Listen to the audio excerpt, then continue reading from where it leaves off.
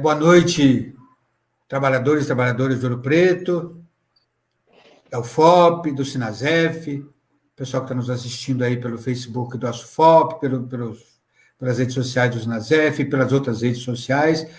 Nós estamos aqui hoje com mais uma live, né, promovida pelo Sindicato ASUFOP, para debater o novo projeto de lei que encaminha o Futurice, né? A gente achou que o Futurice tinha acabado e o governo simplesmente ressuscitou o Futurice e já mandou o projeto de lei para o Congresso para discutir aí a questão da nova forma de financiamento do ensino público federal. Então, a gente vai discutir um pouco sobre essa questão, a tentar entender, conhecer, ver, tirar as dúvidas, ouvir um pouco. Vai nos ajudar nessa conversa aqui o professor Daniel Neri, que é lá do IFMG, é também diretor do Sinasef, estudioso do assunto, vai conversar conosco sobre isso, vamos ouvir bastante, prestar bastante atenção, e no fim, quem quiser, quem tiver dúvidas, quem tiver fazer perguntas, é só encaminhar para a gente aí pelo Facebook, que a gente passa para o Daniel e ele responde.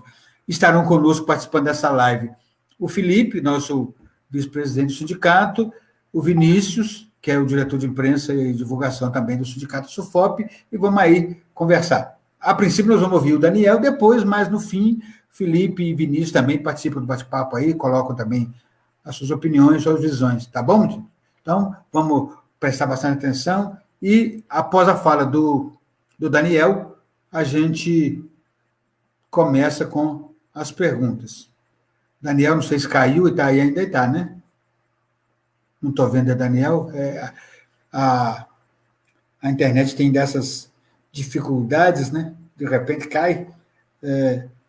Não sei se ele... Acho que eu caí, acho que eu voltei. Voltou. Muito bem.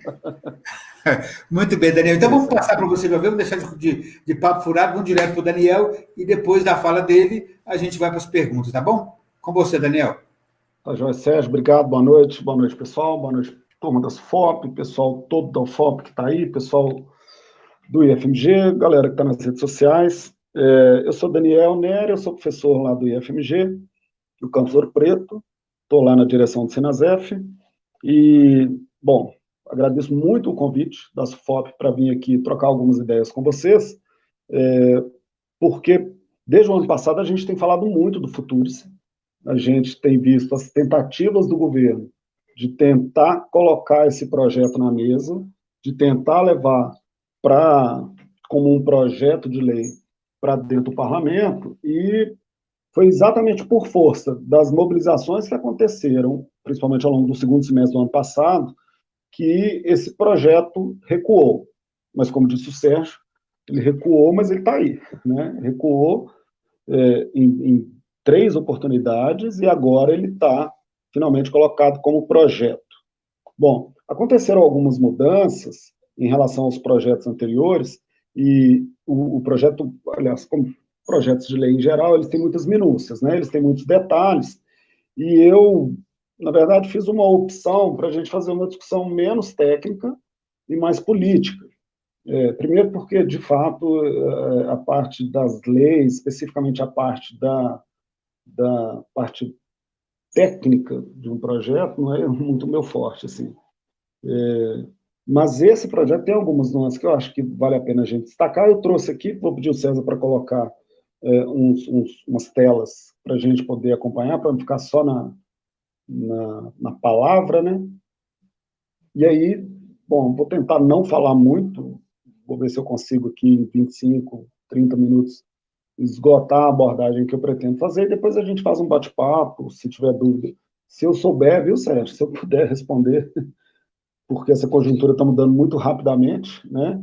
Ontem a gente teve o decreto, nem sei mais se é decreto ou portaria, olha só, da autorização definitiva para os cursos superiores funcionarem no modo remoto.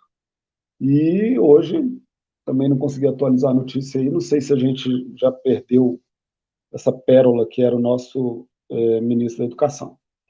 Mas aí, ô César, você podia colocar para a gente essa primeira tela que eu preparei? Na verdade, é só para deixar na nossa memória quais são os 3 novos eixos dessa nova versão do programa Futuros, que são contrato de resultados, empreendedorismo e internacionalização.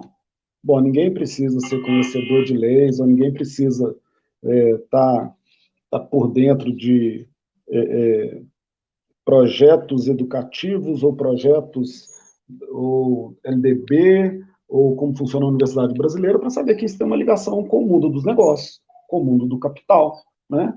Só de se colocar como um eixo de um programa que visa financiar o funcionamento da universidade.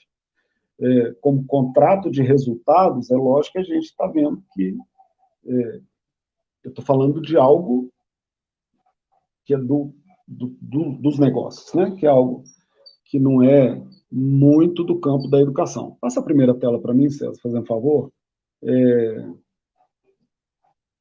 Aí a gente tem, assim, por exemplo, o primeiro inciso do primeiro artigo, o inciso 3 do primeiro artigo. Objetivo: fomentar a cultura empreendedora em projetos e programas destinados ao ensino superior. E contrato de resultados. A contratada é a instituição, é a instituição federal, né? E o contratante é a União. Peraí, mas a gente já tem, constitucionalmente, uma obrigação legal, uma obrigação do Estado para que ele repasse recursos para o funcionamento das universidades, né? Eu vou falar mais de universidades aqui porque o governo tem na gaveta um outro programa que se chama Novos Caminhos, que é destinado ao ensino técnico tecnológico e que provavelmente será a versão do Futurice para os institutos federais. Mas está muito claro que as linhas serão muito, muito parecidas. Ou o Futurice vai se estender, quando for aprovado, para os institutos federais também, ou esse programa Novos Caminhos vai caminhar dentro da perspectiva um pouco mais do ensino técnico e com vias de se voltar ao ensino médio e tal, mas não acho que vai haver grande diferença. Mas, de todo modo, o fato da gente ter a União contratando uma universidade, isso já traz um estranhamento enorme, não é? A gente já vê aí essa faceta que é privatizante, que é capitalizante, mercadorizante, né? Essa questão da mercadorização da educação, ela vem junto com a mercadorização da saúde em um projeto de Estado mínimo, em um projeto de neoliberalismo.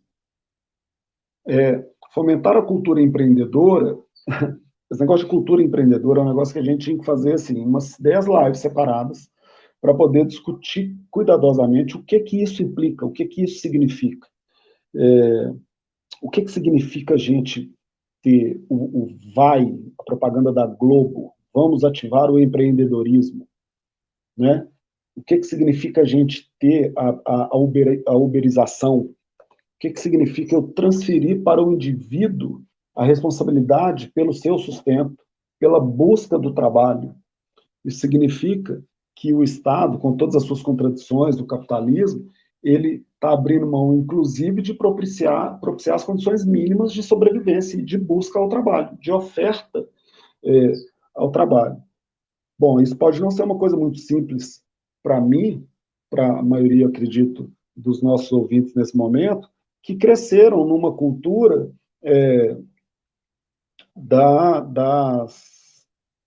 vamos dizer assim, uma cultura seletista, né? Uma cultura em que você buscava o seu emprego e aí no emprego você tinha acesso ao fundo de garantia, que te dava uma garantia no caso da demissão, que te dava uma indenização, você trabalhava para se aposentar.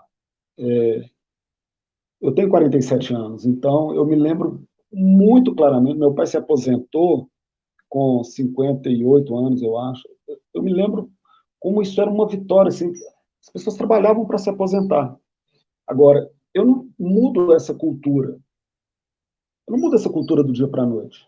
Então, quando aparece num projeto como esse, que você quer, por dentro da estrutura curricular das universidades, e aí, como eu disse, também dos institutos federais, e aí, no final, vou tentar comentar um pouquinho também da educação básica, fomentar a cultura empreendedora, que significa fomentar a cultura de que você não pode exigir do Estado são, como eu disse há alguns minutos, a gente está falando de aspectos técnicos, né? A gente está falando de artigo, a gente está falando dos itens que vão aparecer num projeto que muda a estrutura econômica de financiamento, de autonomia das universidades, mas tem imediatamente, note, quando eu estou falando do primeiro capítulo de um projeto, que ele fala, eu quero que as pessoas pensem como um empreendedor. Pensar como um empreendedor é o sujeito pensar como empresa, é o sujeito deixar de ser sujeito.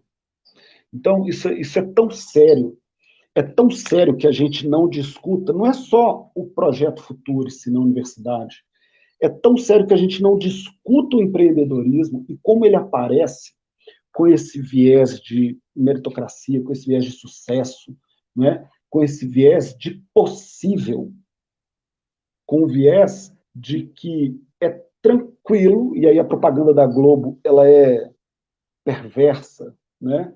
Porque o capitalismo e a mídia ligada ao grande capital, ela está sempre, eles podem ter as disputas internas, mas eles estão sempre em busca de um grande objetivo. E é claro que essa coisa do empreendedorismo é um grande objetivo do grande capital, do capital dos países do norte, para os países onde se estão implantando, onde se está implantando uma cultura neoliberal, uma cultura de superávit primário, uma cultura de você ter estado mínimo para poder ter grana para bancar o seu credor. Bom, bancar o seu credor significa o Estado emite títulos da dívida e é claro que quem está no caixa, né, quem está com a chave do cofre, chama os amigos e fala, esses títulos aqui são bons. A gente tem títulos da dívida pública brasileira que vencem diariamente. Isso é uma coisa impressionante, né? Vencem semanalmente. E aí, bom, se o capitalismo quebra, e o capitalismo vive dando as suas quebradas, né? Ele vive tendo as suas crises, que são crises estruturais do sistema capitalista, é preciso que alguém garanta o caixa. Se o grande negócio quebrar, eu vou cobrar de quem eu emprestei dinheiro. O endividamento dos estados do sul, dos países do sul, né, do sul global, da América Latina, da África, ele até diminuiu, se a gente comparar, por exemplo, com os anos 90. Mas a dívida pública brasileira ainda consome 40% do orçamento. Não o pagamento da dívida, pagamento de juros, rolagem da dívida, né, amortização e encargos. Então, assim, não é pouca coisa, não é pouca coisa eu ter uma propaganda de fomento à cultura empreendedora. Poucos minutos antes da gente começar aqui, eu estava procurando um documento, uma coisa assim que as pessoas, por exemplo, não conhecem, os professores não conhecem. Professores, estou falando assim, os estudiosos da educação brasileira, o pessoal da faculdade de educação, do curso de pedagogia, das licenciaturas. Não. Todo professor tinha que conhecer um negócio no Brasil que chama Todos pela Educação. Todo mundo que entra numa sala de aula e vai dar uma aula tinha que conhecer um negócio que chama Todos pela Educação. Porque esse Todos pela Educação está ensinando para as crianças na sala de aula, na verdade está ensinando para os professores por meio dessa corporação gigante, é uma think tank gigante, cultura empreendedora. Eu peguei um documento aqui, ó, a gente pode ilustrar isso de tantas formas que tem um negócio. Eu peguei um documento do MEC, um documento da época do Temer ainda, que é um documento preliminar que se chama Educação Econômica e Empreendedorismo na Educação Pública, promovendo o protagonismo infanto-juvenil. Protagonismo infanto-juvenil significa protagonismo para quê? Todo mundo vai ser empresa individual e todas as empresas vão dar lucro, vão dar certo. Então, é uma grande construção ideológica que vem junto com um projeto, que é o projeto de financiamento, que é o projeto que vai mudar a autonomia econômica, vai mudar a autonomia financeira da universidade. Eu acho que as questões ideológicas, a gente tem que falar mais delas do que a gente tem falado, não só nas comunidades acadêmicas, da universidade, entre servidor público, entre técnico, entre docente, entre aluno, mas a gente tem que falar isso com as pessoas. Bom, deixa eu mudar de tela aqui, porque, como eu disse, essas questões são pesadas. Passa para a próxima aí, César, por favor. Vou pegar uma frase do Fabinho, que mandou um abraço para a turma toda aí, para vocês da SFOP, no texto que ele acabou de publicar. César, depois se você achar o site, aí você divulga aí. O Fábio é lá do Cefet, né? Tem uma ligação muito forte com os IEFs, porque era da rede IEF Sudeste de Minas até há poucos anos, há 2 anos, e Clarissa deve estar assistindo aí, a gente também é esposa dele, é professora lá do Departamento de Química, um abraço. Ele fala assim, os indicadores de resultado funcionarão como um torniquete financeiro e político sobre toda a vida institucional. Olha que frase bacana. Essa frase a gente devia botar lá na faixa, lá na porta, uma faixa lá na porta da universidade, né? Um torniquete financeiro e político. Significa o seguinte, eu vou regrar o dinheiro da universidade por meio de resultados. E olha como é que isso, com a frase de baixo, ênfase em pesquisa e desenvolvimento, inovação, produtos e serviços, internacionalização, por meio de convênios firmados com instituições internacionais. Então, eu fico imaginando que instituição internacional que o MEC, ou o Ministério da Ciência, Tecnologia e Inovação, Comunicações, né, vai firmar para a gente fazer pesquisa, por exemplo, em humanidades, para a gente fazer pesquisa em avanços sociais, para a gente fazer pesquisa em meios de melhorar a vida das pessoas. Então, assim, é tão perverso, é tão cuidadosamente desenhado, e aí uma das coisas que eu tenho falado muito nas conversas que a gente tem tido é como que, desde o Temer, a gente foi se acostumando com dois artifícios políticos desse novo modo de viver no Brasil, que é o balão de ensaio.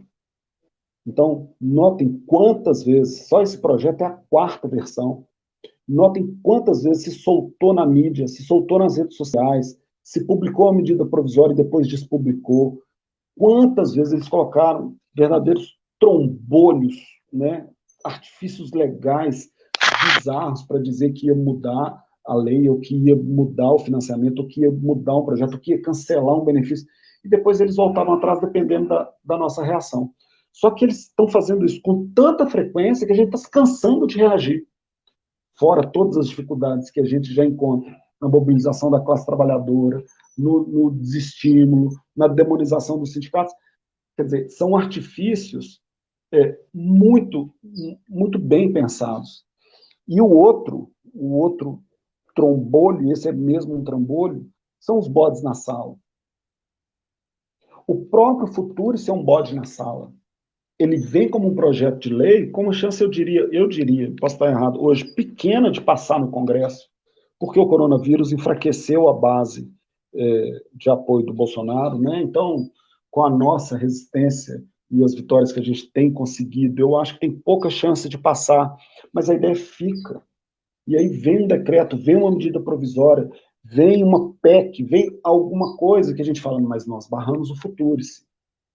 Então, assim, por exemplo, é claro que o Weintraub é um bode na sala, é óbvio que o Weintraub é um bode na sala, só que ele é um bode na sala com umas costas quentes muito largas, a ponto de não ter, como ministro da Educação, vergonha de falar os absurdos que ele falou enquanto ele foi ministro, né? Depois vocês me atualizam se ele ainda é, ou sei lá, que a desgraça, desculpa a palavra, que aconteceu com ele.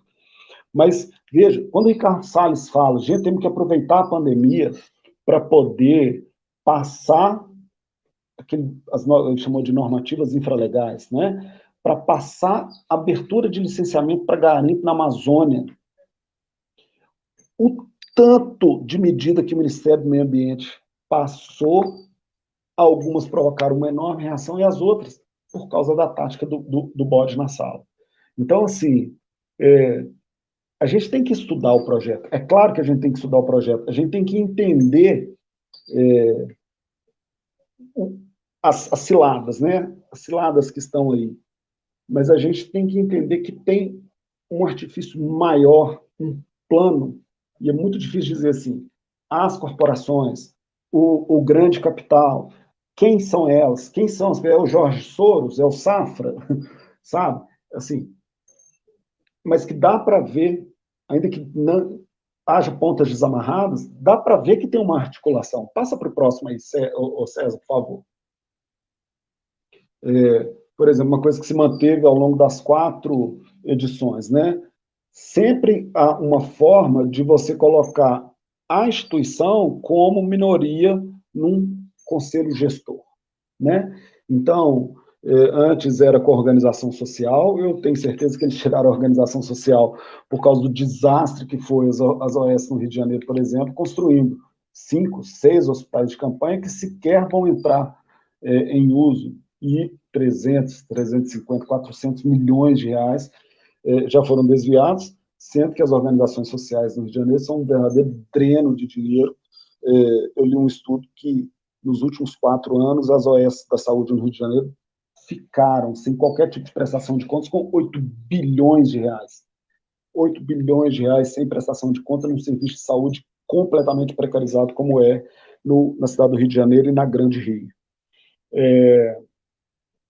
Por exemplo, essa coisa que está aí na tela, aperfeiçoar a gestão patrimonial de universidades e institutos federais por meio de cessão de uso, concessão, comodato, fundos de investimento imobiliários, entre outros mecanismos.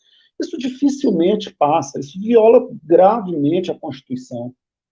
Mas quando a gente imagina que isso pode passar, fundo de investimento imobiliário, basicamente, você receber por um aluguel, vamos dizer assim, sem você ter que comprar o imóvel, né? Você tem uma grana, você fala assim, já sei, vou viver de renda.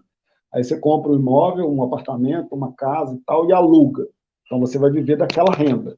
O fundo imobiliário, você pega o dinheiro, não tem que comprar nada, você investe no fundo e paga a administração para a pessoa, com base em garantias imobiliárias, te remunerar. Cara, como é que a gente vai pôr os nossos prédios, nossos terrenos em fundos imobiliários? Então, assim, a pessoa que defender dentro da nossa casa, nossos colegas, técnico, administrativo, docente, pessoa que defendeu o futuro, se a gente, de verdade, a gente não pode nem conversar. A gente tem que olhar para essa pessoa e falar, você tem que pedir exoneração, você tem que ir para o mercado financeiro, você não é o meu colega de trabalho. Porque é vergonhoso isso. Gestão patrimonial de universidades por meio de cessão de uso. Eu fico imaginando o que seria a Fundação Gorsec com a Vale conversando sobre cessão de uso, concessão, comodato, fundos de investimento imobiliário. Eu fico imaginando, assim, é aterrorizante. E está no papel, está para ser passado. É um grande projeto, não é um 3, 4 linhas, 3, 4 artigos. Por isso que eu acho que nem dá para. Por isso que eu selecionei alguns, né? Selecionei alguns itens mais cabulosos para a gente tentar entender como que os itens práticos, economicamente práticos, acabam dialogando com os itens ideológicos, vamos dizer assim. Passa para mim. Eu acho que esse vai ser o último. César? Oi?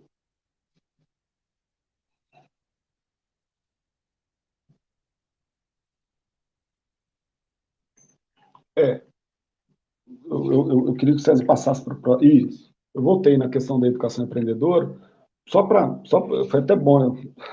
Não, é o anterior mesmo. É o número 5. Isso. Porque a gente não está falando só de autonomia administrativa, autonomia financeira no futuro. Eles estão falando, claro, de autonomia didática. Eles estão falando de entrar com essa cultura, né, nos currículos. E aí, nos cursos técnicos, nos cursos superiores, na pós-graduação e etc. Bom, aí, então vamos agora dar um break. O break é o seguinte, tá bom, eu tenho um projeto, que é nitidamente um projeto de um governo privatizante, um governo que como o Paulo Guedes fala naquela reunião absurda, tem que vender essa bosta, se referindo ao Banco do Brasil. Um Banco do Brasil de patrimônio gigante, com lucro anual de 4 bilhões. O que tem nessa frase para a gente tentar entender o governo Bolsonaro e tentar conversar com todos os setores da classe trabalhadora que não faz sentido um governo querer vender o Banco do Brasil? Assim como não faz sentido praticamente nenhuma das privatizações que a gente viu no Brasil aí desde era Fernando Henrique, né, Collor, Fernando Henrique. Mas aí a gente precisa olhar um pouquinho para como a gente chega no Futurice. Então, é o que eu vou dedicar mais alguns minutos aqui antes de terminar. O Futurice saiu do nada, de repente, é o Entraub, que é um cara que a gente sabe, é sabido, né, que veio do mercado financeiro, ele é um gênio, então ele falou, gente, tem jeito da gente pegar uma parte do orçamento e lucrar por meio das universidades e institutos federais? Bom, é claro que não, né? A gente tem um longo processo de ataque ao Estado brasileiro, a gente tem um longo processo de transferência de recursos pelos mais diversos mecanismos para a iniciativa privada. Bom, aí eu coloquei alguns itens, só para a gente refletir. São 3 telas, depois são 4 telas, só para a gente terminar. Aí, passa para a próxima para mim, César. Quando a gente olha, aí vamos falar de mais um. Isso, obrigado. Então, quando a gente, vamos falar assim, de currículo, de questões ideológicas, de questões financeiras, de privatização, de venda, usura, né? Usurpação do patrimônio público, vamos dar uma olhada. Em 2017, a gente teve reforma do ensino médio, a nova BNCC. Eu tenho, não sei se vocês lembram da propaganda, era a propaganda do Temer, era uma propaganda linda, linda mesmo, uma propaganda muito bem feita, que falava do novo ensino médio, falava do ensino integral. E a abertura de 500 mil novas vagas. Aí você fala, peraí, calma, 500 mil novas vagas para ensino integral, as salas de aula, elas estão ocupadas, né, nos 2 turnos. É para colocar esses alunos onde? Então, vou construir novas salas de aula, espaço para novas 500 mil estudantes. Aí, se a gente vai estudar o futuro, a gente tem que ir lá estudar a lei que promoveu a reforma do ensino médio. Você fala, não, Daniel, porque isso aqui é uma live que a gente está fazendo aqui no sindicato dos técnicos da universidade. A reforma do ensino médio é outra coisa. Se a gente pensar assim, a gente está ferrado. Primeiro, que a gente não entende. Segundo, que se a gente não entende, a gente não luta direito. Porque a reforma do ensino médio ela está sendo promovida exatamente pelos mesmos agentes que estão tentando nos enfiar o futuro esse goela abaixo. Eu coloquei assim a pergunta, mudança no PNLD, que é o Programa Nacional do Livro Didático. Qual? Na verdade, são várias mudanças, mas tem uma que é fundamental. O Programa Nacional do Livro Didático, ele passa a permitir que o Estado compre materiais digitais, ao invés de só livro didático. Comprar material digital significa comprar software, comprar CD, DVD, comprar pendrive com o livro, conteúdo, comprar licença de uso de conteúdo na internet. Ora, se eu ofereço 500 mil novas vagas, e se eu posso, e se eu não tenho como construir salas de aula para 500 mil estudantes, a saída é via materiais digitais. Vamos lá. No mesmo ano de 2017, a gente começou a ter umas incursões muito esquisitas na universidade. Vocês devem se lembrar, por exemplo, eu coloquei esse caso mais dramático, que é o Cancelier, que era reitor da Federal de Santa Catarina, um cara que se matou num processo absurdo, inventado, e que um ano depois a Polícia Federal foi lá e falou, o inquérito foi encerrado porque a gente não tinha provas. E aí a gente teve condução coercitiva, a gente teve na UFMG, que em Belo Horizonte, né? Eu estou em Belo Horizonte, eu moro em Belo Horizonte, os caras entraram com aquelas, não é rifle não, como é que chama? Aquelas, cara, arma do exército, numa reunião do Conselho Superior da Universidade, e pegaram a 2 pró-reitores e a reitora. Então, você fala, mas espera, vamos lá. Emenda constitucional 95, a gente tem falado dela, né? A maioria das pessoas já sabe pelo menos o que se trata, e só para lembrar, eu congelo o gasto público em 2016 e por 20 anos eu só posso gastar aquele valor mais a correção pela inflação. Bom, tem umas brechas na emenda constitucional 95, que é, eu posso, assim como o superávit primário, usar para pagar juros da dívida, rolagem, amortização e juros da dívida. E eu posso usar para pagar despesa de capital de empresa estatal de capital não dependente, que é basicamente subsidiário, por exemplo, da Petrobras, tá? Tem umas 130 no Brasil. Então, eu tenho janelas que elas vão sendo costuradas, e isso é ao longo de anos, que me permitem atacar a educação por dentro, atacar a ideia da universidade, me permite entrar no ensino médio, me permite pegar o caixa, pegar o cofre. Passa para a próxima, César, fazendo um favor. Aí, se a gente voltar um pouquinho no tempo, 2011, o FIES existia antes como crédito educativo, né? Quem é mais velho deve lembrar, e depois vem o FIES, mas em 2011 a gente tem um salto bruto no valor liberado pelo FIES, de 1,9 bilhões para 30 bilhões. Em 2007, eu tenho abertura de capital dos grupos de educação privada no mercado financeiro. Em 2005, o ProUni já tinha liberado, em forma de renúncia fiscal e em forma de pagamento de bolsa, né, de pagamento para as instituições particulares oferecerem ensino superior, algo da ordem de 15 bilhões. Em 1997, o Fernando Henrique libera para que as instituições de ensino superior privadas não sejam só filantrópicas. Então, eu só tinha, né, PUC, Fundação Educacional para isso, Fundação Educacional para aquilo, e de repente explodem os grupos educacionais. Bom, aí você fala assim, mas são os mesmos caras que estão pensando em 1997, pressionando o governo Fernando Henrique para que ele libere a educação superior privada no Brasil, sem fins lucrativos, que estão hoje fazendo Futurice.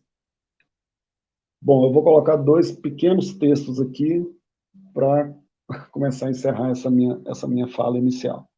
O primeiro está no próximo slide. Passa aí, César, fazendo favor.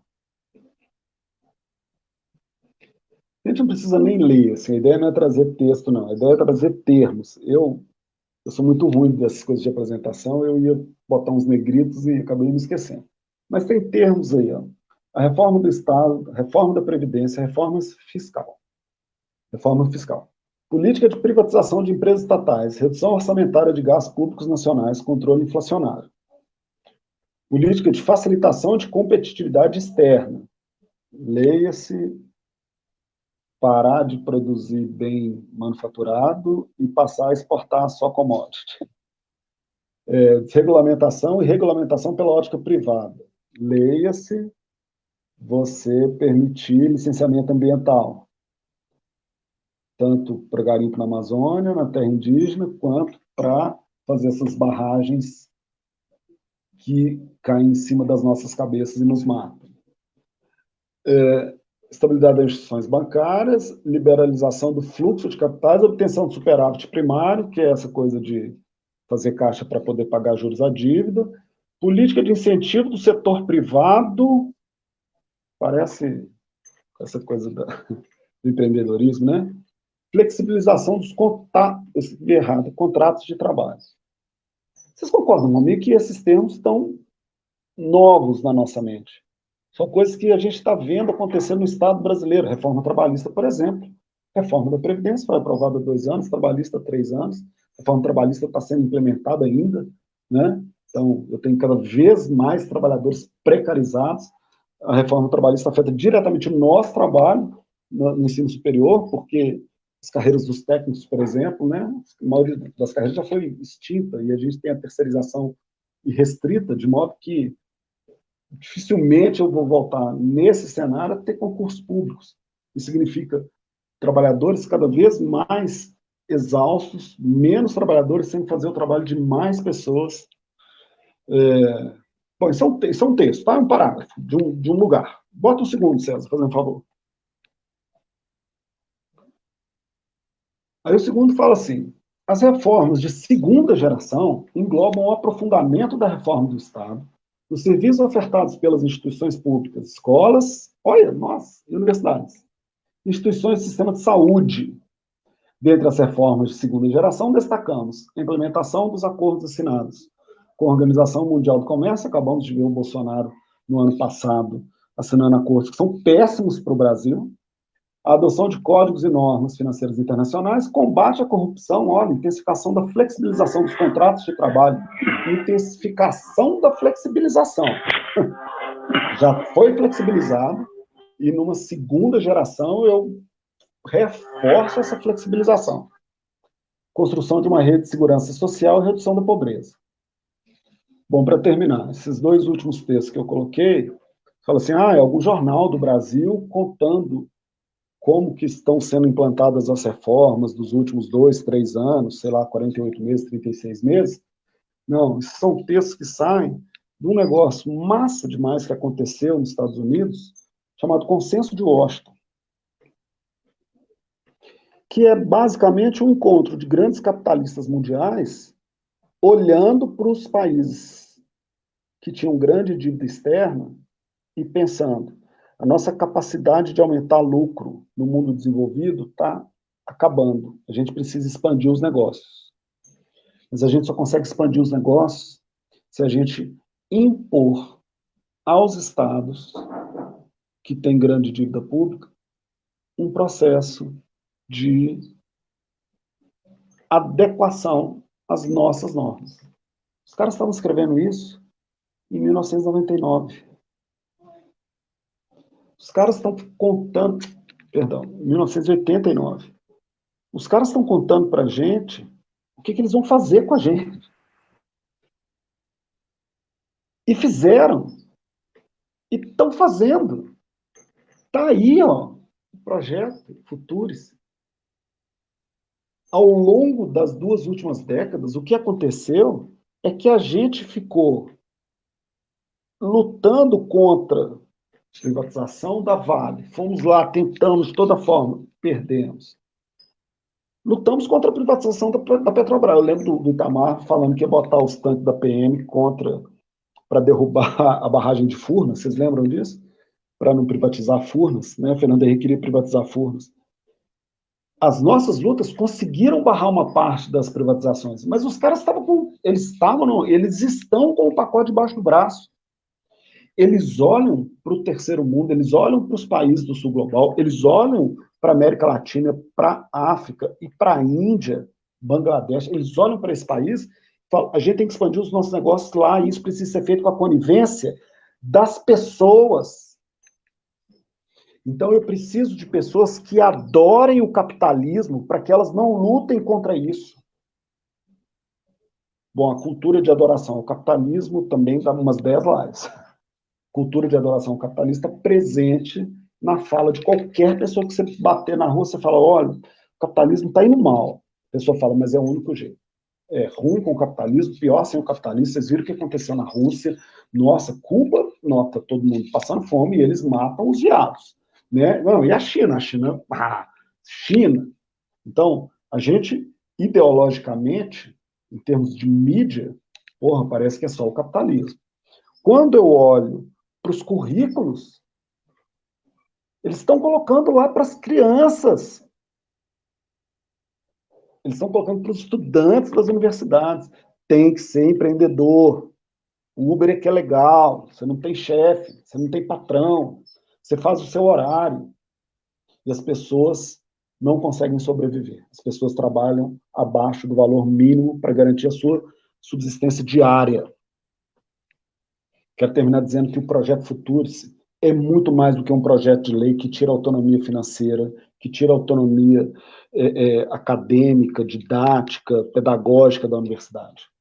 O projeto Futuris é um ataque do capitalismo ao Brasil, como a gente tem visto ao longo do século XX. O capitalismo precisa expandir. E a gente precisa entender que ou a gente luta contra o sistema capitalista, ou a gente vai ficar vivendo de pequenas vitórias, que, na verdade, estão adiantando muito pouco. Se a gente pensar que a gente teve 2 décadas, por exemplo, de muita expansão, né, das universidades. Eu tive governos progressistas, os governos do PT, por exemplo, eles tiveram na mão a possibilidade de expandir a rede federal, por exemplo, notória com isso, né? Só que, na hora que o trem engrossou, já em 2008, na crise dos bancos e o problema até esqueci o nome lá, das hipotecas dos Estados Unidos, o trem já começou a azedar aqui. Infelizmente, o Lula, não, fica tranquilo, que aqui vai ser uma marolinha. Marolinha foi lá e tirou a Dilma, tranquilamente, por dentro do Estado Democrático, por dentro do Congresso, filmando aquele show de horrores que foi aquele votação do impeachment. Com o STF, que hoje está aí a Globo, o STF está sendo... soltaram meia dúzia de pessoas, soltaram fogos de artifício no STF, o STF está sendo atacado, e o STF deixou passar um monte de barbaridades. Então, assim, ou a gente olha para o modo como o capital está entranhado, né? Ele está sufocando, ele está até aqui, e a gente continua achando que o capitalismo é a única saída, é a nossa única forma de atuação, e aí a gente precisa entender novas formas de luta, ou então a gente vai passar ainda muitas gerações só se contentando com pequenas vitórias. É isso, acabei falando muito mais do que eu queria falar meia hora, acabei falando 40, quase 40, mais de 40 minutos. E aí, mais uma vez, obrigado pela oportunidade. Se tiver perguntas, se a gente tiver aí um debate, estou à disposição. Você falou muito, mas falou necessário, Daniel. Acho que deu uma visão bem clara dessa situação que a gente está vivendo aí, de ataque ao capitalismo sobre a riqueza brasileira, sobre o que a gente tem de riqueza. Não só a riqueza em termos de empresa, mas a riqueza, a cultura do povo brasileiro, a liberdade, enfim. Eles estão fazendo de tudo para subjugar consciências. Isso é uma situação muito complicada, muito difícil. E essa questão que você colocou, muda os currículos, a mentalidade das pessoas vai ser formada de uma forma diferente, a cultura vai ser diferente, ou igual antes você trabalhava para aposentar, agora a aposentadoria é uma coisa uma excrescência, um privilégio, uma coisa absurda. Então, assim, está mudando as consciências, eles estão investindo na questão fundamental, que é formar as consciências para essa questão do capitalismo. Então, é uma situação muito complicada. Mais um ataque dos muitos que nós temos sofrido, né? E mais um chamamento para a gente abrir as nossas consciências também, mudar a nossa consciência e tentar resistir, porque nós não podemos aceitar. Então, daqui a pouco, o Brasil vai ser uma grande empresa privada e o povo, quem não ganha, quem não fizer parte seguir o esquema, vai ser um bando de gente marginalizado, passando fome, pobre, ou escravo, porque não vai ter outro jeito, né? Mas é isso. Mais pobre, mais escravizado, mais escravizado que já somos, justamente. Vai piorar o que já temos hoje, né? Vai aprofundar a situação que a gente está vivendo hoje, com essa situação hoje. É tipo que a gente vê em ficção científica, em livros assim que falam do futuro, né? Mostrando grandes empresas dominando o mundo todo. Nós estamos caminhando para isso, né? A ficção está virando realidade, infelizmente. Né? Infelizmente, grandes empresas que dominam o mundo inteiro e acabam as pessoas virando robôs, virando instrumento na mão dessas empresas para gerar lucro para alguns. Né? Então, é para isso que nós estamos. E o grande problema é que a gente poderia, politicamente, ter enfrentado isso nesse tempo que nós tivemos um governo teoricamente de esquerda, mas que, né, por vários problemas que não vão entrar agora em discussão nisso, não aprofundou um outro tipo de sociedade, um outro tipo de cultura. Né? Eu não vi ainda aqui, César, não apareceu nenhuma pergunta aqui para mim, né?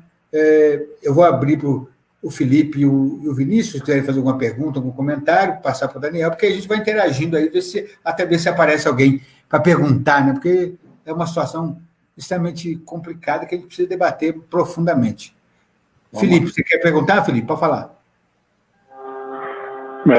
Boa noite, eu gostaria de agradecer ao Daniel a disponibilidade, as informações, a palestra, muito legal.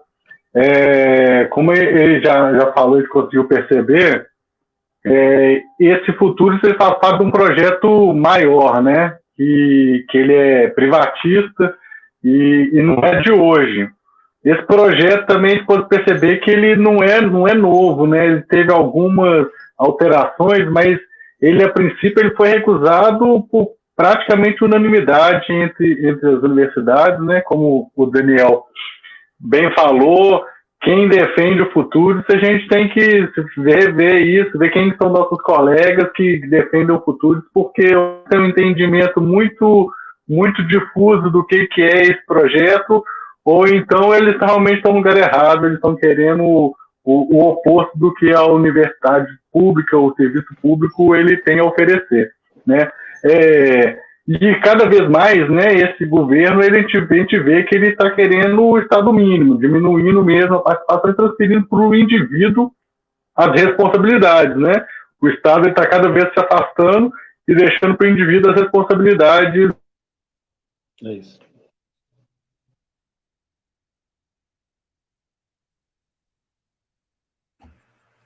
Felipe congelou aí. Alguma vantagem? Cortou? Não, pode falar. Cortou um pouquinho. Eu queria saber com o Daniel se ele acha que tem alguma vantagem nessa adesão ao Futurice, né? E qual que é realmente, o que ele acha, qual que é realmente a real ideia por trás do Futurice, dessa insistência com o Futurice, se é uma coisa diretamente na educação, se a educação é um ponto crucial para esse governo atacar, ou se faz parte desse projeto mesmo para ir minando as instituições e as atuações e minimizando a atuação do Estado na vida social, né? Eu acho que a minha pergunta dialoga um pouco com a pergunta do Felipe. Aí eu queria fazer o que eu acho que dá para responder em bloco, de repente. Primeiro, dar boa noite para todo mundo, né? Boa noite para o Sérgio, para o Felipe, e principalmente para o Daniel. Agradecer por estar aqui conosco, porque realmente o Projeto Futurice é um tema muito nebuloso e nós percebemos que caso esse projeto prospere, né, pode nos afetar bastante, não só nós que estamos na universidade, como a população como um todo, né, que, de certo modo, sempre cria algum vínculo com a universidade, com o ensino federal, né? A minha questão é a seguinte. Um dos argumentos que o governo federal apresenta para justificar a implantação do Projeto Futurice é o de que esse projeto, por estabelecer uma parceria público-privada, pode beneficiar as universidades e os institutos federais, no sentido de que as instituições de ensino federais vão se tornar menos dependentes da lei orçamentária anual e vão ser menos afetadas pelas medidas de contingenciamento que, de tempos em tempos, nós temos que enfrentar. A gente sabe que essas medidas de contingenciamento, elas realmente são aplicadas a contragosto. Nós sempre entendemos que devemos buscar alternativas às medidas de contingenciamento, mas, à revelia da vontade popular, as medidas de contingenciamento são aplicadas. Nós sabemos que a lei orçamentária anual é um dos pilares do tripé macroeconômico, né, que tem pautado a economia brasileira desde o segundo governo FHC, que foi mantido no governo Lula, né, e que é um decreto dificilmente vai ser superado, que dificilmente vai ser cancelado ou vai ser revogado, porque, querendo ou não, dentro do molde dessa economia liberal na qual a gente vive, o tripé macroeconômico conseguiu manter minimamente estabilizada a economia brasileira, né? Nós conseguimos conter a inflação, nós conseguimos conter a queda da nossa moeda perante as moedas fortes internacionais e tudo mais. Então, por mais que nós também façamos críticas ao modelo econômico que rege a nossa sociedade, a gente sabe também que é muito difícil de superá-lo. Está claro para mim, acho que está claro para quase todo mundo, que o projeto Futurice não nos atende. O projeto Futurice vai muito mais atrapalhar do que nos beneficiar. Mas esse argumento que o governo apresenta, de que talvez uma parceria público-privada pode nos libertar da angústia que nós enfrentamos todos os anos, quando a lei orçamentária anual é votada, e a lei orçamentária anual nunca contempla as nossas necessidades, o percentual de recursos que é destinado às universidades e aos institutos é sempre inferior àquilo que nós precisamos, e também, levando em conta as medidas de contingenciamento que são sempre aplicadas nos momentos de crise, e levando em conta que nós estamos em crise e que a crise vai aumentar, eu queria saber do Daniel Neri, dialogando um pouco com a pergunta do Felipe, nós, ao rechaçarmos o projeto Futurice, será que nós podemos também pensar num projeto alternativo que amplie a parceria público-privada nas universidades e nos institutos, desde que tais parcerias sejam benéficas a nós, sejam benéficas à população e que sejam pautadas a partir da nossa vontade, de nós que estamos na universidade, de nós que estamos nos institutos? Essa que é a minha pergunta. Nossa. Massa demais as perguntas. Elas dialogaram bastante mesmo. Então, vou tentar juntar aqui primeiro essa parte mais prática, com depois essa análise mais global, principalmente estava na pergunta do Felipe. Bom, primeiro, Vinícius, quando você fala assim, é possível a gente pensar em parcerias e tal, eu diria que e elas já existem, elas estão no modelo da Universidade Brasileira, né? Quando a gente olha para o tripé pesquisa, ensino e extensão, ele contempla esse tipo de parceria. Aí eu vou perguntar e responder. Mas a pergunta é muito boa. Por que acontece pouco? Por que a gente não tem investimento grande mesmo das empresas, do capital nacional, nas universidades, sabe, em busca de patente, para desenvolver inovação, produtos, para melhorar a vida das pessoas, para baratear, para reciclar, problema do lixo, problema... Nossa, mãe, vamos pensar aqui, por que de fato? Porque o mecanismo tem, né? Os programas de extensão, os programas de parceria, eles acontecem, né? As fundações estão aí e elas viabilizam alguns projetos. A pergunta é, por que não tem mais? E aí eu vou dar uma resposta bem pragmática. Não tem mais porque não dá lucro.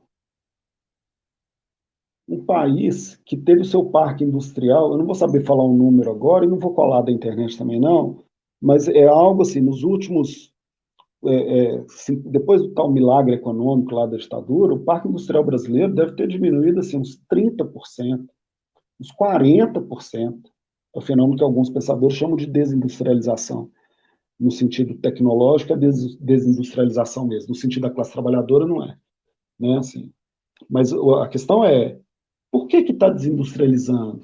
Porque exatamente essa mudança neoliberal, ela faz com que um país rico em minerais, um país rico em commodities, com grande extensão territorial de terras cultiváveis, ele vire exportador de soja, exportador de laranja, exportador de milho, de minério, e aí não tem empresa que vai investir em desenvolvimento de tecnologia aqui mesmo, não. Não é o Futurice que vai fazer a Vale olhar para o FOP e falar, vamos agora investir em tudo que é tipo de tecnologia para a gente poder reciclar essa porqueira dessa lama que a gente está matando as pessoas em Barra Longa.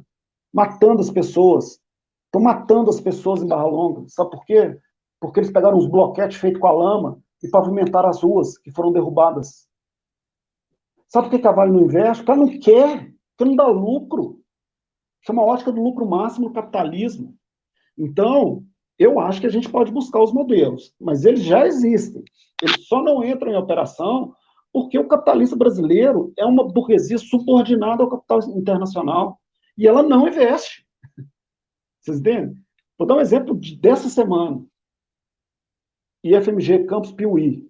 Campus Piuí é um campus avançado. Sem mentira nenhuma. É o prédio... Cara, é uma escola, assim. Pensa num prédio da escola municipal de Bahia, é o Campus Piuí. Campus pequenininho, uma cidade pequena, cidade do interior, Piuí, lá naquela região oeste de Minas. Nossos colegas desenvolveram um respirador e estão patenteando um respirador de baixo custo. E a gente tem notificados quase 50 mil mortes de Covid no Brasil e deve ter, sei lá, 120, 130, 140 mil pessoas que já morreram de Covid. Então, Vinícius, possibilidade a gente tem. E aí vou para a pergunta do Felipe. Não tem vantagem no futuro, isso é uma armadilha, Felipe. Porque as possíveis vantagens que ele teria, elas já estão dentro da universidade. A gente tem uma capacidade criativa sensacional, espetacular. E esses projetos até vingam um pouco. Eles até funcionam dentro do fomento, 90% oficial. Não vou saber falar de novo o número oficial, mas assim, do investimento em P&D no Brasil, acho que 95% é estatal. É pouco, mas 95% é estatal. Então, a gente tem os programas, eles já funcionam. E aí, quando você fala assim, voltar um pouquinho na pergunta, por isso que eu falei que as perguntas são massas, porque elas... Aí você fala assim, olha, o Vinícius falou assim, a gente tem menos, a gente pode, de repente, superar o problema do contingenciamento com esse recurso. O Fábio, eu achei a frase do Fábio tão boa que eu colei no meu PowerPoint. Eles estão chantageando a gente. Isso é um torniquete. Eles estão botando a corda no nosso pescoço. E aí, se é que as empresas vão investir, e a resposta, por que elas não vão investir? Eu sei, não vão investir, simplesmente porque até hoje elas não investiram. Então nós vamos aprovar o futuro, e se de repente elas vão investir, não, elas vão querer o nosso patrimônio para investir em fundo imobiliário. É isso que elas vão fazer. Mas aí pode entrar um dinheiro para a gente. Pode. Vai entrar para um ou outro campus, para uma ou outra instituição, para as áreas de tecnologia, lógico, as humanidades vão ficar de fora, elas já ficaram de fora dos últimos editais do Ministério da Ciência, Tecnologia e Inovação. Então, assim, de verdade, não tem nenhuma vantagem. Nenhuma. Mas aí a gente pode pegar, talvez, uma linha aqui do parágrafo tal, e falar assim, esse já está dentro da Universidade Brasileira. Está esperando o dinheiro. E ele não vem, o investimento em P&D todo é feito pelos estados dos países desenvolvidos, por isso que a gente exporta tanta mão de obra qualificada, os nossos pescadores muitas vezes vão embora. Então, assim, eu acho que a gente tem que fazer uma live com a Vale, sabe? Chamar o cara da Vale, botar ele aqui não, porque minha casa, coitado, estou aqui no meu escritório, que é todo improvisado. Ele vai estar num escritório top, cara, assim, né? Meu cabelo está trabalhado, o cara vai ter um cabelo bem limpo, bem alisado, e a gente vai falar assim, por que você não investe em reciclagem de lama? Você vai dar 1 hora para ele falar. Quanto? Eu falei 1 hora? Não, né? Falei 40 minutos. Você vai ter 40 minutos para me falar por que essa porqueira dessa Renova, ao invés de fazer o que ela está fazendo com as pessoas, aí em Ouro Preto. Quem está em Ouro Preto? Eu estou nervoso. Vocês viram que eu fico nervoso quando eu falo da Vale? Não é à toa, não. Porque eles estão matando as pessoas no Antônio Pereira, cara. Eles estão voltando às atividades agora, durante a pandemia. Sabe por quê? Porque eles vão querer reconstruir o Bento enquanto as pessoas não podem sair de casa. É com essa empresa que a gente está falando, não, mas a gente vai ter aqui um projeto de desenvolvimento de tecnologia para o bem da sociedade. Desculpa, gente, mas é porque agora eu estou mais puto, então talvez vocês entendam. Quando no começo eu ainda não tinha atrapalhado meu cabelo, eu falei, o cara que defendeu o Futurice, nós temos que repudiar essa pessoa dentro da universidade. Não, mas é porque a Vale, nossa, a Samarco, ou quem? Sei lá, CSN, quem quer que seja, por que eles não estão investindo agora? Vai precisar do Futurice? Não. Para cima da gente, não. Nós vamos botar o pé na porta. Para terminar a resposta. Ô, gente, eu falo demais. Ô, Sérgio, você me corta, porque senão, você já viu. A educação está no bolo. No início da pergunta do Felipe, a educação está no bolo. E ela está no bolo principalmente por causa da parte ideológica. Mas está no bolo por causa do orçamento. Também a gente pode marcar um outro bate-papo. Porque quando eu falo do Todos pela Educação, vocês estão vendo na Globo também, vou dar o último exemplo, prometo. Vocês estão vendo na Globo que eles acabaram de criar o Todos pela Saúde, que já existia no papel e agora entrou com o Covid. Quem que é o principal financiador do Todos pela Saúde? Joga lá. Você vai ver que é o Banco Itaú. E aí, dentro do Jornal Nacional, que está batendo no governo Bolsonaro, aparece lá, o Itaú, dentro do Jornal Nacional, o Itaú doou 50 bilhões, sei lá, 5 bilhões, para o Todos pela Saúde. Aí aparece o Drauzio Varela. Porra, o Drauzio Varela é um cara massa. Como é que a gente não vai defender o capitalismo? Todo mundo gosta do Drauzio Varela. E ele vai lá e faz propaganda do Todos pela Saúde. E aí, quando você vai ler o Todos pela Saúde, tem uma fundação que vai gerir o dinheiro do Todos pela Saúde. Sabe quem que é, gente? É a Fundação Itaú. O Itaú vai doar 50 bilhões para a Fundação Itaú gerir esse dinheiro. Então, ou a gente fala isso com os nossos colegas no nosso local de trabalho, todos os dias, ou então eles vão ficar passando esse rodo na cara da gente. E vai ser o tempo inteiro. E vai ser para os nossos filhos. E essas gerações vão continuar perpetuando esse discurso. Ah, não, é porque o capitalismo é a única opção viável, que não sei o quê. E eles são sem vergonhas. Eles são sem vergonhas. E a gente continua, infelizmente, sendo obrigado a engolir. Então, assim, a gente tem muitos caminhos. Eu vou aproveitar e encerrar, tá, Sérgio? Porque eu estou vendo aqui a hora, 19h35.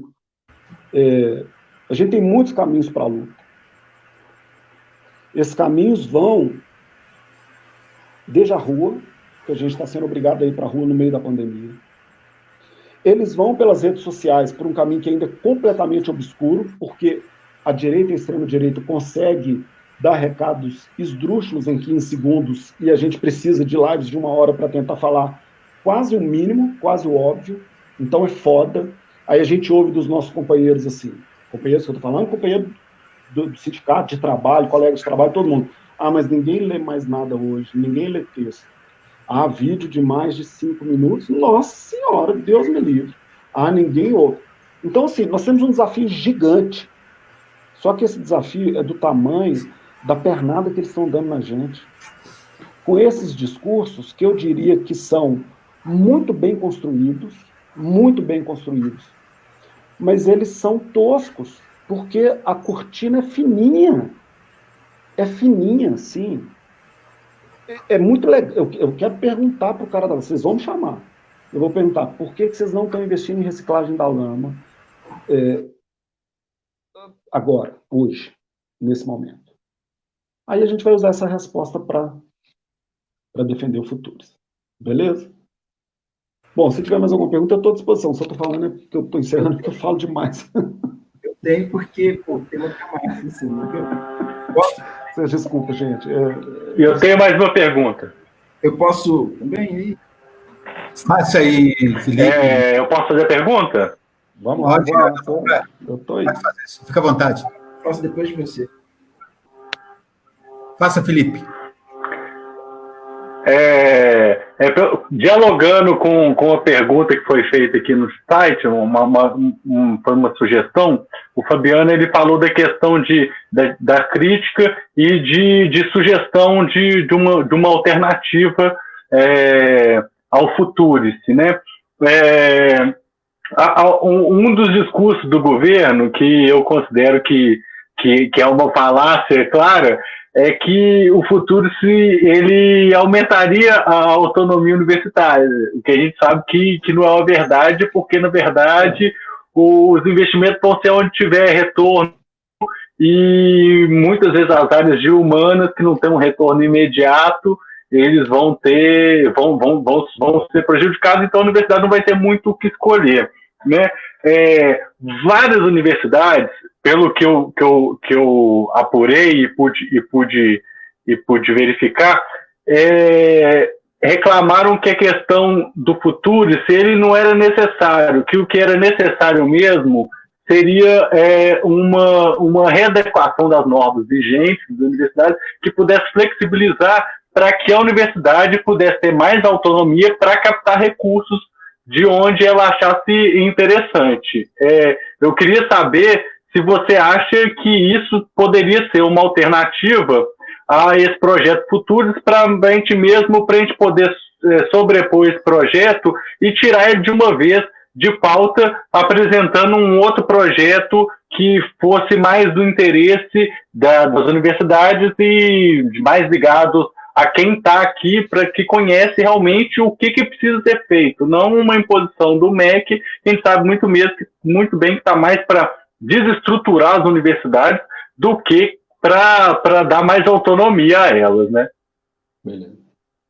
Posso completar também? Vamos lá. Então,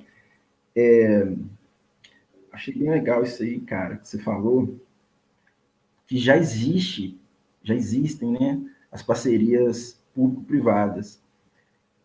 E a gente tem que se perguntar, se essas parcerias público-privadas já existem, por que há necessidade por parte do governo de lançar um projeto para ampliá-las? Eu acho, quando você pergunta por que as empresas não investem, sim, falta uma percepção de que tais investimentos podem ser rentáveis também para as empresas e tem também uma relevância social que as empresas têm que cumprir. Então, eu só vejo desvantagem no Futurice, mas eu também reconheço que vamos continuar vivendo esse drama do pouco investimento público nas universidades federais e nos institutos federais. Eu acho que a proposta do Futurice, ela só trouxe desvantagem, mas se a gente pudesse falar numa vantagem, ela nos trouxe a possibilidade de fazer uma reflexão acerca justamente do porquê que nós ainda não experienciamos essa ampliação das parcerias público-privadas. Eu acho que falta uma regulamentação que nos seja vantajosa. Então, a proposta do projeto Futurice, ela talvez a gente possa retirar um ganho dessa nossa campanha contra o projeto, que é justamente de apresentar um contraprojeto, apresentar uma contrapartida, porque nós vamos ter muitos problemas se continuarmos a depender apenas do investimento público. Ou nós tentemos ampliar o percentual de investimento público, o que parece que está difícil, né, dada a última PEC, dada toda a conjuntura que nos cerca, ou a gente aproveita essa oportunidade aí, nessa campanha que nós estamos fazendo ferrenhamente contra o projeto Futurice, para tentar apresentar um contraprojeto. E é isso. Beleza. Bom, então, vou responder na ordem agora, não vou inverter, não. Quem defende, Felipe, quem defende o Futurice e vem com o negócio de autonomia para cima de mim, assim, sério, agora eu estou mais calmo, tá? Passou o escândalo. Bom, primeiro que já está lá no projeto que o conselho gestor é MEC, Ministério da Ciência e Tecnologia e a instituição. Então, já saímos perdendo. Nesse governo, vem falar de autonomia, cara, eles tentaram 2 vezes medida provisória para acabar com as eleições de reitor e diretor de campos dos institutos federais. Tentou de dezembro, que era, acho que a 949, 914, 941, caiu. Ela caiu, caducou. Agora tentaram essa semana passada, o Supremo foi lá e derrubou. Esses caras estão tentando acabar com a autonomia. Então, assim, não, mas o futuro isso vai dar autonomia. Sério, sério, assim, sem ser irônico e tal. Não, não, porque o governo quer acabar com a eleição, quer acabar com o Conselho Universitário, quer acabar com o Consul, quer acabar com tudo. Ele está falando isso com a gente. Ah, não, mas o projeto vai aumentar a autonomia. Uai, cara pálida, não estou entendendo. Então, não. Nós temos o interventor no Cefet. Eu não sei se tem universidade com interventor, não estou me lembrando aqui, mas o Cefet está sob intervenção. O Instituto Federal do Rio Grande do Norte foi sofrida para o reitor tomar posse. O Instituto Federal da Bahia, agora não lembro se é da Bahia ou baiano, porque são duas reitorias diferentes. O interventor ficou lá, um cara do Exército, inclusive, não sei se é general, ficou lá um ano, cara, na reitoria, sambando lá, não sabia nem onde que ele estava, entendeu? Porque não quiseram dar posse para a reitora eleita, que é uma mulher negra. Então, assim, não vão, né? Aí, quando você fala da flexibilização, e aí o Vinícius fala assim, eu acho que a gente tem que arrumar maneiras de contornar o gargalo do investimento público. Eu também acho que a gente tem. Só que eu acho que a gente tem que lutar para derrubar a PEC. A gente tem que lutar pela auditoria da dívida pública. Aí você fala assim, Daniel, mas aí não vai dar. Não, você não vai dar? Então, bicho, barba de molho, porque de verdade, não é lutar assim. Aí a gente começa, aí algumas pontas começam a se amarrar. Quando eu tenho o neoliberalismo avançando sobre os estados pobres, principalmente sobre os estados que são fornecedores de commodities. Não interessa a quem está controlando, esses caras controlam as eleições. Né? E eu não estou falando assim, teoria da conspiração, mas não, o nosso parlamento tem 10% de mulheres e nós temos mais mulheres do que homens no Brasil. Nosso parlamento tem 5% de negros e negras, e os negros são metade. Então eles controlam a mente. Eu nem estou falando de financiamento de campanha, que nas últimas eleições já não foi possível, mas que nas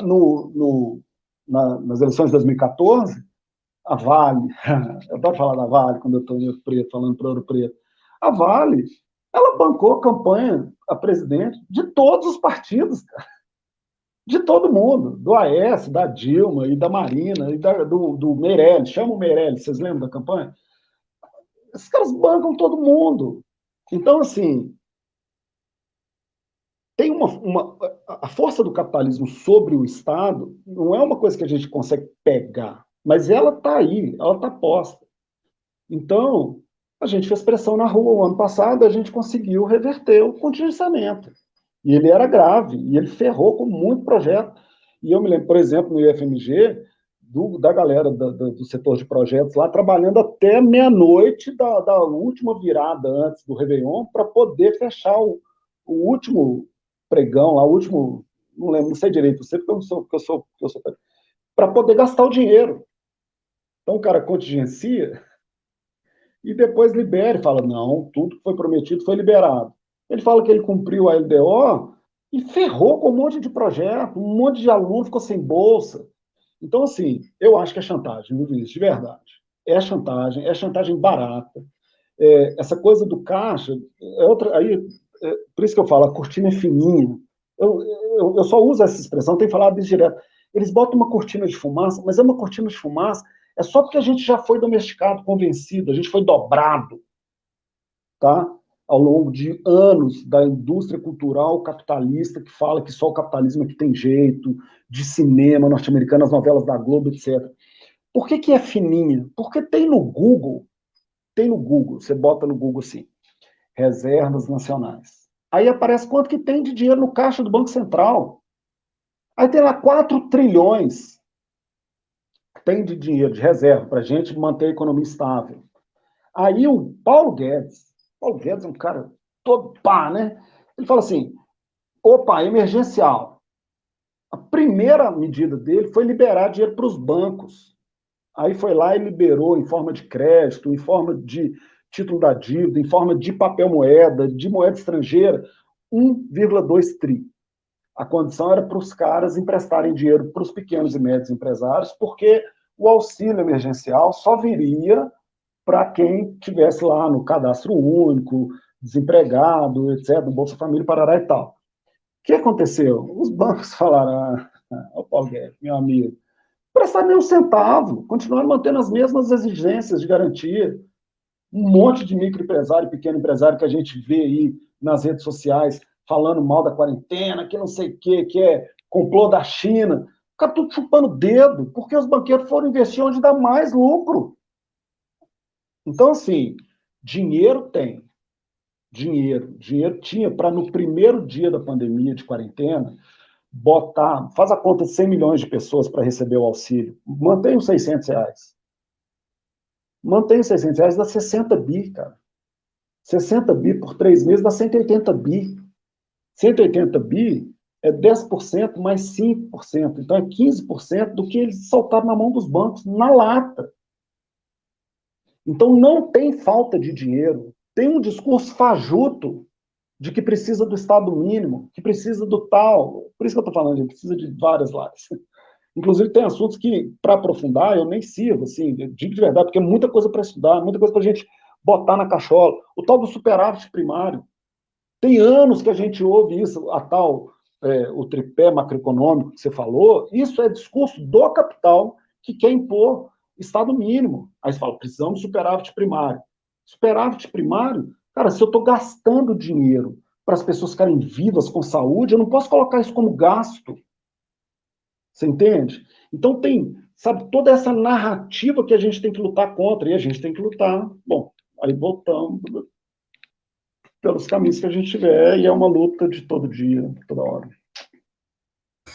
Nós tínhamos que investir muito nessas conversas nossas para ampliar, porque tanta coisa que você falou aí que daria para a gente fazer debates assim de um por semana, porque tantas questões foram colocadas, não só a questão do futuro em si, mas tanta a questão econômica, esse dinheiro que o governo tem, a questão do capitalismo, enfim, tantas questões foram levantadas aqui que a gente teria que ficar aqui, esse debate de hoje, durar até lá para meia-noite, e a gente fazer uns debates, um por dia, para a gente chegar. O que precisa, de fato, é que as pessoas começarem a buscar, a ver essas informações. Não ficar só assistindo Globo, não ficar só vendo essa mídia tradicional, que não coloca essas coisas claras. Né? Por exemplo, essa questão da Fundação Itaú aí, foi bom você falar, porque muita gente vê lá que o Itaú doou 50 milhões, mas não fala que doou para ele mesmo, que ele mesmo vai gerir o dinheiro. Ninguém sabe disso. Então, é importante a gente estar fazendo essas lives, essas conversas, e, inclusive, quando a gente voltar ao normal, né,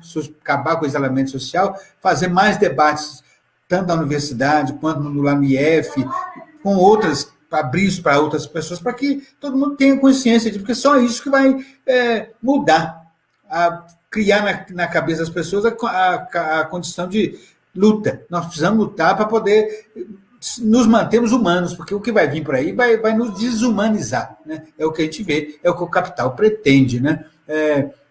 E esse negócio assim, mas que projeto alternativo vocês têm para combater o Futuros? Não precisa de projeto alternativo, que já tem hoje, você disse aí, o que já tem hoje já é bom, já é suficiente. A universidade, como ela é hoje, já está ótima, né? Não precisa de Futuros para melhorar, não precisa de ter um projeto alternativo. Bom, mas enfim, essa questão, Daniel, eu tenho certeza que o Felipe e o Vinícius teriam outras questões para colocar, mas a gente também não pode ficar tempo demais, porque é igual o pessoal fala, né? Para alguém ver 15 minutos de live, já é muito. Se fosse um Luan Santana cantando, ele ficava até 3 horas, né? Aí, sucesso. Mas nós não somos Luan Santana, nem sou bom de música, nem gosto desse tipo de música, mas enfim, eu queria agradecer, Daniel, muito a sua fala, agradecer o Felipe, agradecer o Vinícius pelas colaborações. Então, você viu que eu nem fiz pergunta, porque eles já colocaram bem claras as questões. E passar para você fazer as considerações finais e ficar aí o convite para outras lives que nós vamos ter que fazer aí durante esse período de pandemia e depois para a gente fazer debates presenciais também, né? E também, antes de você fazer a sua consideração, já chamar a atenção das pessoas que nós estamos assistindo, nós vamos ter que ir para a rua, gente. Não vai ter outro jeito, não. Nós nos recolhemos para o isolamento social e a direita está na rua. Nós vamos ter que pensar numa forma de ir para a rua sem causar risco à nossa saúde para poder enfrentar toda essa situação que nós estamos vivendo. Eu vou passar para você, Daniel, para suas considerações e desde já agradeço a sua participação, sua contribuição para essa esse momento de conscientização do nosso povo aí. Obrigado, Sérgio. Não, eu acho que é isso mesmo, a gente vai ter que ir para a rua, os movimentos já estão acontecendo, inclusive, numa luta antirracista, antifascista, e elas são muito importantes, porque esse é outro acirramento que acontece nesse Estado neoliberal, né? Obrigado, Vinícius, Felipe, pela participação, pelas perguntas. Pô, vocês combinaram direitinho, cara, porque as perguntas, assim, foi massa demais da conta, entendeu? E eu acho que é isso, a gente tem que debater, tem que conversar. Eu acho que a gente tem um desafio nos nossos sindicatos, que é conversar com o restante da classe trabalhadora, além de conversar com a categoria, sabe? Porque, por exemplo, a internet é um mecanismo que hoje a gente não sabe usar direito, né? Molecada dos distritos, das favelas. O pessoal está na internet, mas quem que está acessando essa galera? Acho que a gente tem que conversar sobre isso entre a gente, tem que fazer 1000 experiências e, bom, seguir firme na luta. É só o que nos resta. Obrigado pela oportunidade. Nos apropriar mais dessa ferramenta da internet para poder fazer também, disseminar o que a gente pensa, né? E foi bom, Felipe e o Vinícius, aí, as coisas que eles colocaram, para as pessoas que estão assistindo, falar assim, nós só temos discurso contra, nós pensamos também, né? Nós de esquerda pensamos, não só contra, que discurso raivoso, nós pensamos também. Muito bom a pergunta dos dois. E, mais uma vez, Daniel, muito obrigado. Nós contamos sempre com a sua Estamos à disposição. Apoio aí, e assim, o que a gente puder também contribuir aí caminhar junto, né, o Sinasef, a SUFOP, nessa luta aí em defesa do serviço público, da educação pública, da saúde pública, nós vamos continuar caminhando juntos.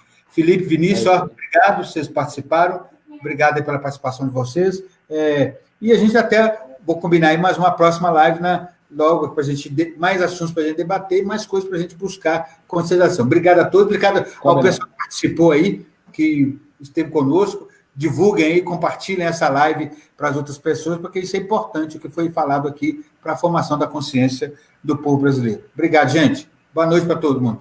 Boa noite. Obrigado, um abraço. Valeu, boa noite.